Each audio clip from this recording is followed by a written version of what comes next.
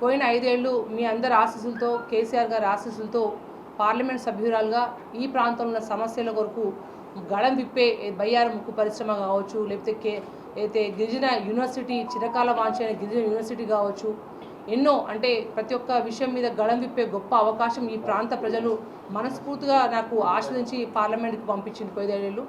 Corona లాంటి క్లిష్టమైన సమయంలో కూడా అంటే ఈ 5 ఏళ్ళ టైంలో అటువంటి 2 ఏళ్ళు వచ్చినా కూడా అటువంటి టైంలో కూడా ఎప్పుడు కూడా వెనుక తగ్గకుండా ఈ ప్రాంతంలో నా శక్తి వంచన లేకుండా ఎక్కడ ప్రజలకి నా అవసరం ఉందనుకుంటూ ఒక పార్లమెంట్ సభ్యురాలుగా నేను పూర్తి స్థాయిగా పనిచేశానని నేను భావిస్తూ ఉన్నా. కానీ ఇవాళ రాష్ట్రంలో ఒక మహబూబాదే కాకుండా రాష్ట్రంలోనే ఒక వేవ్లో అంటే అనుకున్న దానికంటే బీఆర్ఎస్కి కనీసం కొన్ని సీట్లు వస్తాయని భావించాం, కానీ అనుకున్న దాంట్లో కంటే కూడా ఇవాళ ప్రజలు అంటే అందరూ మార్పు అని అనుకున్నారు, కానీ ఆ మార్పు అది ఏందో అది ప్రజల్లో కనబడలేదు, ప్రజల్లో అది భావించలేదు. స్పష్టంగా ఈ పార్లమెంట్ ఎలక్షన్స్లో కనబడ్డది.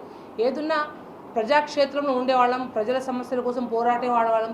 ఇవాళ ఎంపీ ఉంటేనో లేకపోతే ఎమ్మెల్యే అయితేనే ప్రజలకు సేవ చేయాలనే భావనతో ఉండేవాళ్ళం కాదు. ఇవాళ గెలిస్తే ఉప్పొంగిపోయేవాళ్ళం కాదు, ఓడిపోతే కుంగిపోయేవాళ్ళం కాదు.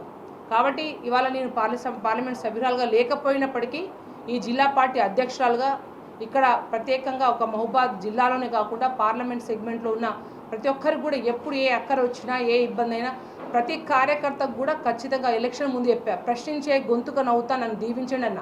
కానీ ఇవాళ ఎలక్షన్స్లో రిజల్ట్ వ్యతిరేకంగా వచ్చినప్పటికి కూడా అదేవిధంగా ప్రజలు ఏదైతే ఆకాంక్షించారో, ఏదైతే కోరినరో వాళ్ళ కోరిక తీరే వరకు కాంగ్రెస్ పార్టీ ఇచ్చిన హామీలు నెరవేరే వరకు, ఎందుకంటే వాళ్ళ రాష్ట్రంలో ప్రభుత్వం వాళ్ళ ఉంది కాబట్టి ఇవాళ ఖచ్చితంగా ఇవాళ ఏదైతే వీళ్ళు రైతు రుణమాఫీ అన్నారు, రకరకాల మహిళలకు 2,500 అన్నారు, తులం బంగారం అన్నారు, ఎన్నో అంటే హామీలు ఇచ్చిండ్రు. ఈ హామీలన్నీ నెరవేరాలంటే ఎలక్షన్ల ముందైతే ప్రశ్నించే గొంతుగా ఎలా అయినానో ఇవాళ ఎలక్షన్లో రిజల్ట్ రాకపోయినప్పటికి కూడా ఇదే ప్రశ్నించే గొంతుగా మారి వాళ్ళ ఏదైతే కోరుకున్న కోరికలన్నీ కూడా ఆంక్షలు తీరే వరకు కూడా అందరం వేదిక మీడియా ముందు కూర్చొని ప్రతి ఒక్కరం కూడా ఒకటే గళమై కూడా ప్రజల పక్షాన పోరాడతాం చేస్తామని చెప్పి మేము విజ్ఞప్తి చేస్తూ ఉన్నా.